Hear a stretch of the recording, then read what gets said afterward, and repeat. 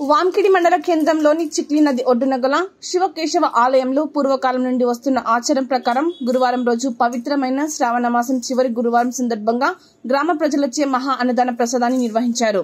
ఈ అన్నదాన కార్యక్రమానికి మండల కేంద్రంలోని భక్తులు పాల్గొని అన్న ప్రసాదాన్ని స్వీకరించారు।